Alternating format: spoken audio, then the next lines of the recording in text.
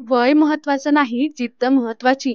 विनायकराव देशपांडे, वय वर्ष 70, एकेकाळी मोठ्या कंपनीत उच्च पदावर काम करणारे, पण आता निवृत्त.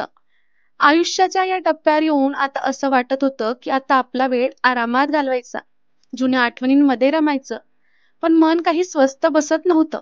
सकाळी उठून रोजचे पेपर वाचायचे, बागेत फिरायला जायचं, मित्रांसोबत गप्पा मारायच्या.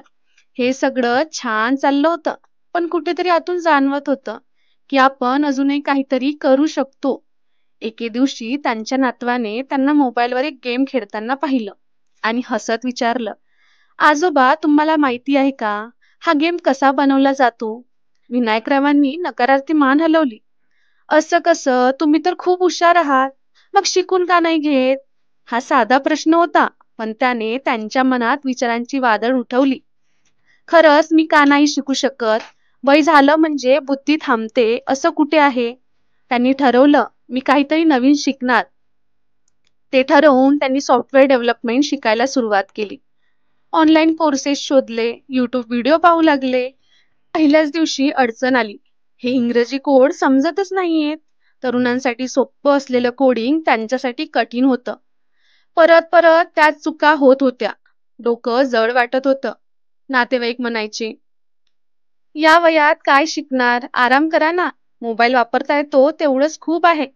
मित्रही चिडवायचे, काय विनायक, आता सॉफ्टवेअर इंजिनियर होणार का?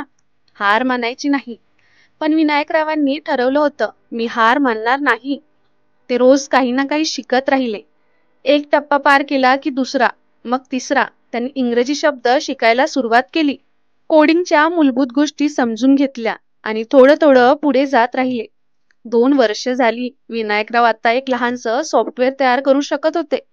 त्यांनी स्वतःसाठी एक सोपं मोबाईल ॲप तयार केलं. सिनियरसाठी टेक गाईड, जिथे वयस्कर लोकांना मोबाईल आणि संगणक वापरण्याचे सोपे धडे मिळत होते. त्यांनी हे ॲप त्यांच्या मित्रांना आणि नातेवाईकांना दाखवलं. आता तेच लोक कौतुक करत होते. अरे वा, आम्ही समजत होतो की तुम्ही वेळ घालवत आहात, पण हे तर खूप मोठं काम झालं.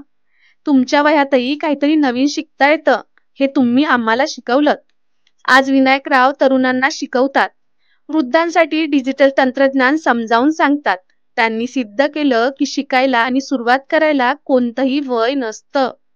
तुम्ही किती वयाचे आहात याने फरक पडत नाही. तुमची जिद्द ठरवते की तुम्ही कुठे पोहोचाल.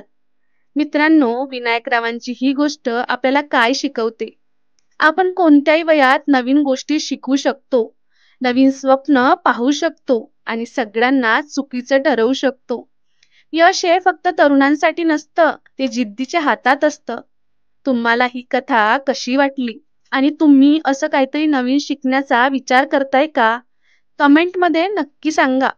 अशाच प्रेरणादायी आणि जीवन बदलणाऱ्या कथा ऐकण्यासाठी प्रियंकाज मराठी स्टोरीग्रामला सबस्क्राईब करा आणि बेल आयकॉन दाबा. पुढच्या व्हिडिओत भेटू. तोपर्यंत शिकत रहा, प्रयत्न करत रहा आणि स्वतःला सिद्ध करत रहा. धन्यवाद.